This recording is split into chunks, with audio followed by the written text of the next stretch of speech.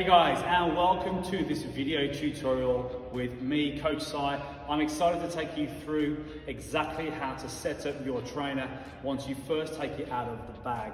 Okay, so you may be looking at all these different attachments that you have in your hand right now, thinking, what does what? How do I utilize one and the other?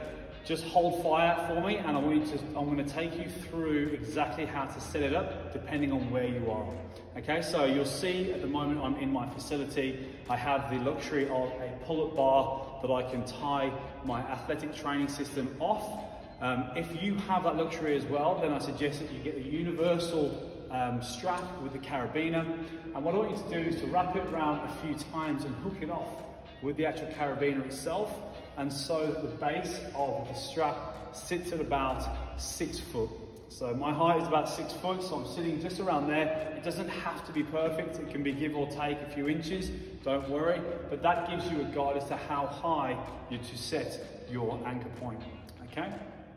From here, what I want you to do is to take your trainer, as you have it, and just simply hook it through until you hear that lock off.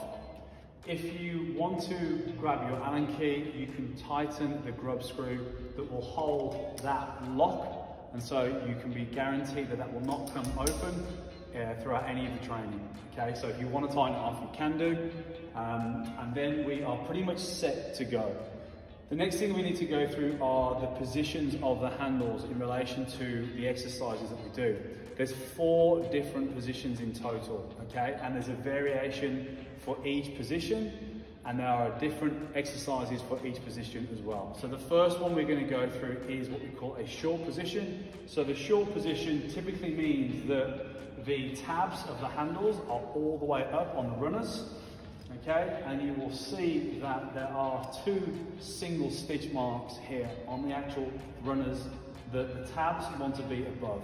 So that is our short position. There are a variety of exercises that we do with this position. Make sure you have it in that short position when I call it out in the sessions, and that way you know that you have the handles at the right height to perform the exercises we will do.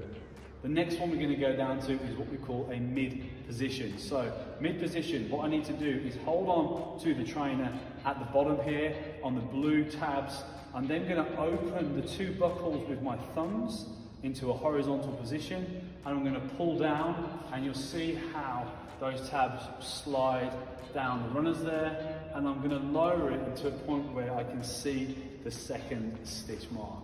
So you can see there are 2 stitch marks this time. That is what we call a mid position. Okay, so 2 down, 2 to go. The next one we call is mid calf.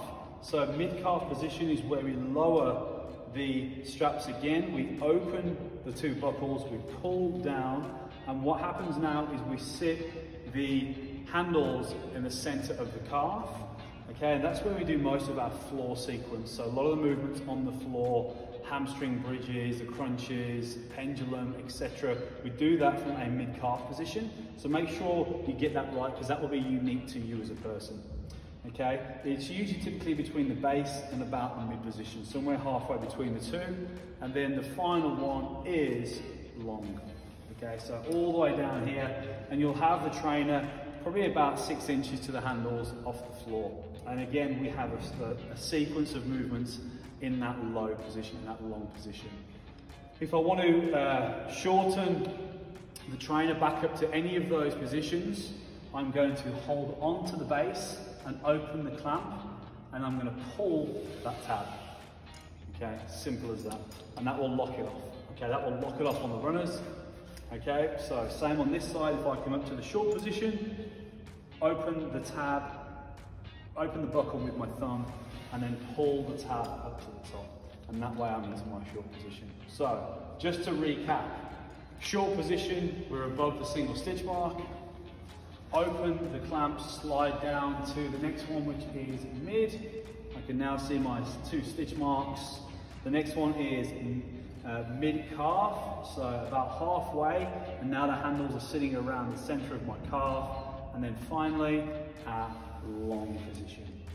Stay tuned guys, I'm going to show you in the next video how to set up your door anchor for those people who are training inside and they only have the option of hanging their trainer off a door frame. See you soon.